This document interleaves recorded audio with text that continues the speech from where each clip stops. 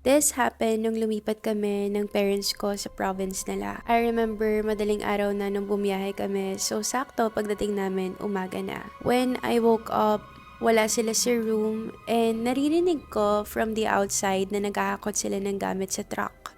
So, I decided to go around the place muna to explore. I was so happy kasi nakita ko na sobrang laki ng playground ko.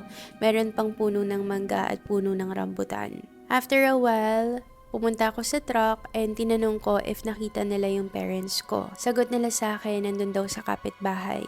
What I did is pumunta ako sa kapitbahay and wala akong ibang nakitang tao except sa isang matandang lalaki. I remember he was wearing a green long sleeves. Nagwawala siya nung time na yon. I approached him and asked him nicely if nakita niya yung parents ko. Hindi niya ako sinagot and continuous lang siya dun sa ginagawa niya. After a while, nag-start siya maglakad papunta dun sa garden and sinundan ko siya. Habang tumitingin ako sa paligid, nagulat na lang ako while I was walking, dead end na pala. Sobrang takot ako nung time na yon, so I went back kung saan ko siya nakita. Sakto, nandun yung tita ko and I asked her if nakita niya yung parents ko. She said na nandun daw sa may truck and nag-aayos daw sila ng gamit. Pero tinake ko na din yung opportunity na yon para tanungin yung tita ko if sino yung nakita kong matandang lalaki. I described him to my tita and